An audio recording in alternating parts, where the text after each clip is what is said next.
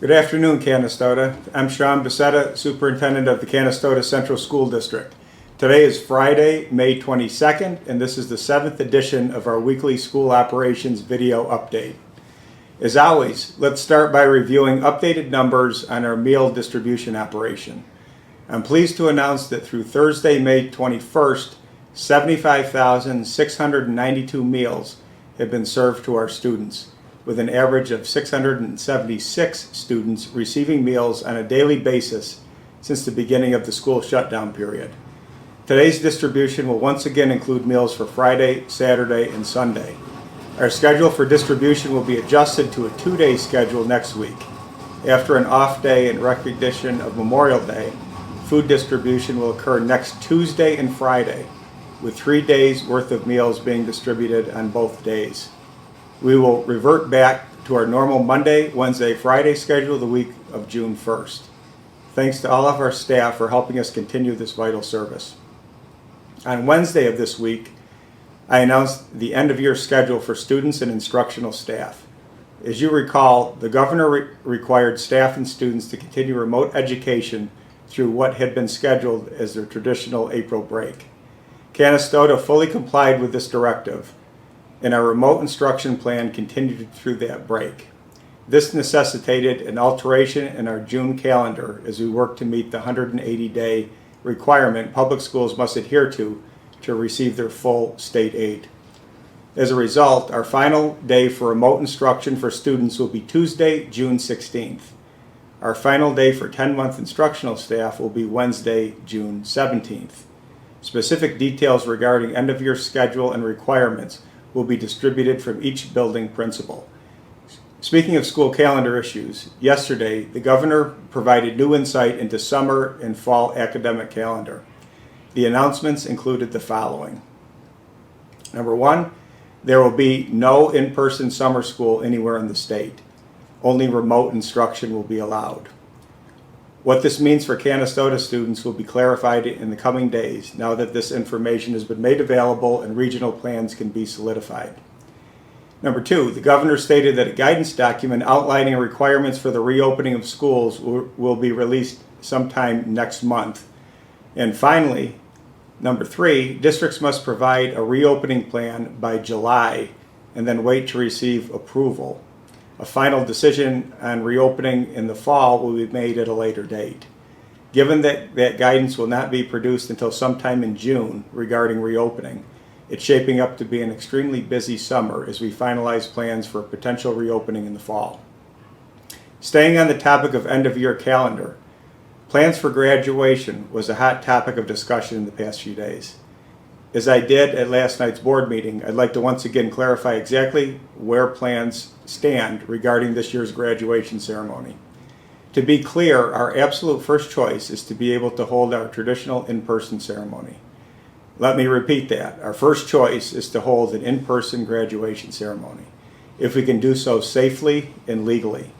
However, given the constantly changing guidance and requirements coming from the state, we've had to make plans in the event that we're forced to conduct a remote ceremony, as current law does not allow for in-person ceremony to occur. Knowing that we need to have a plan for a non-traditional ceremony, information was distributed to seniors and their families outlining the details of what a remote ceremony might look like for Canastota.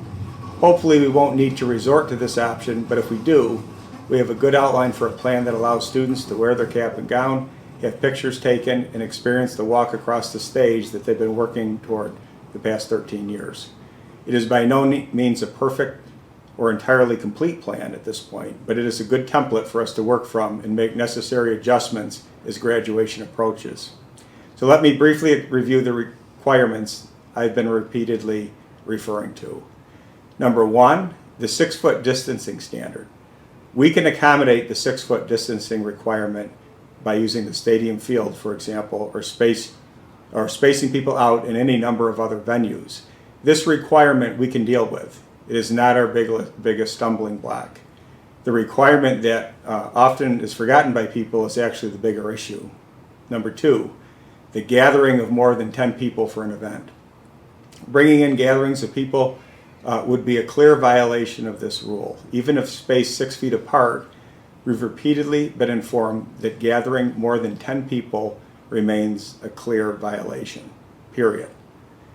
As recently as this morning, we received additional guidance from the Madison County Health Department reiterating the fact that the 10-person cap on gatherings is still in effect. We also were informed that this situation has evolved rapidly, and so we'll continue to consult state and local guidelines if this should be changing.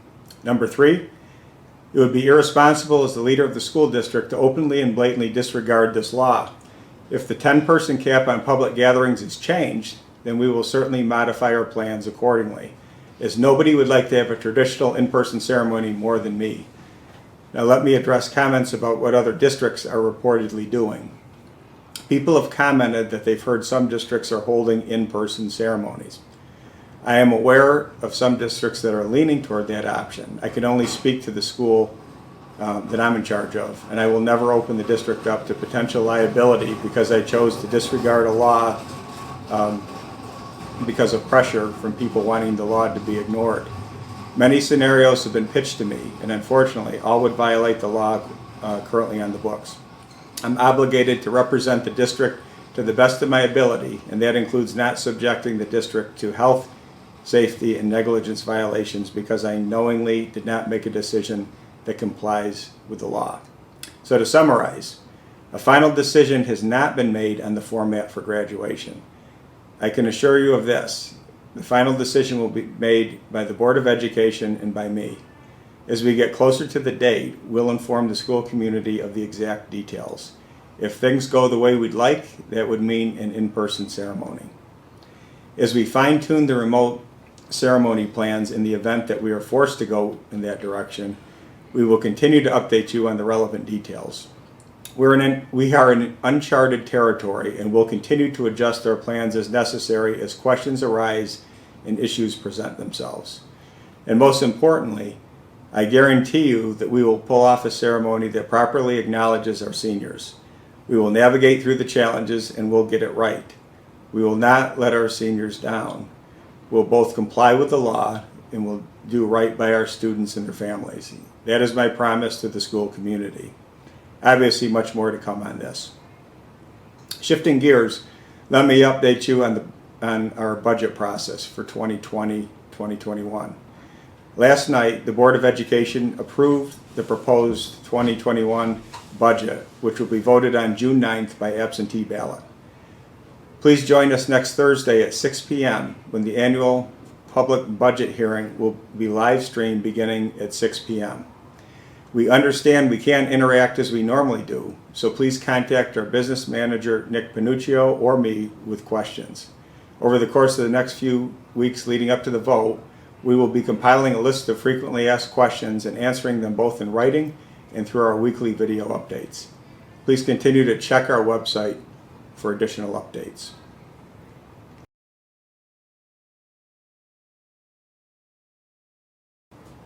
Good afternoon and welcome to our Community Connections update for Friday, May 22nd. As you know, we've been using legendary basketball coach John Wooden's Pyramid of Success as a way of illustrating the importance of certain personal characteristics that lead to success.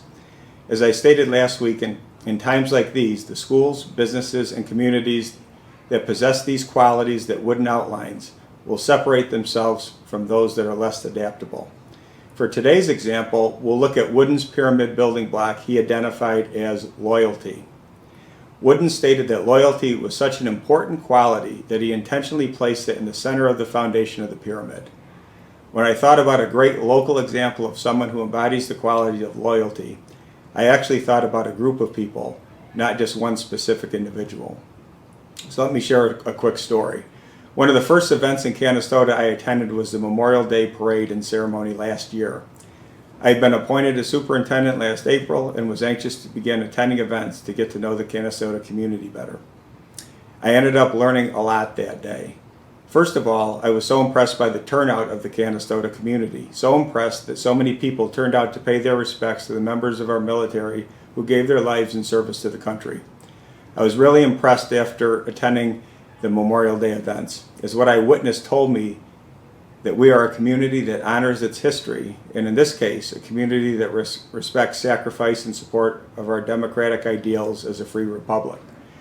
So for today's example of Coach Wooden's characteristic of loyalty, we need to look no further than the people who may have been our own friends, family, or neighbors, the people who paid the ultimate sacrifice so that we can live as a free nation. If there is a greater example of loyalty, I don't know what that would be. So when you think about loyalty, think about your mom or dad, friend or neighbor, or anyone else you know we honor this Memorial Day. They are the definition of the word loyalty. Events like the current pandemic remind us that when times are good, we take our freedom this country affords for granted.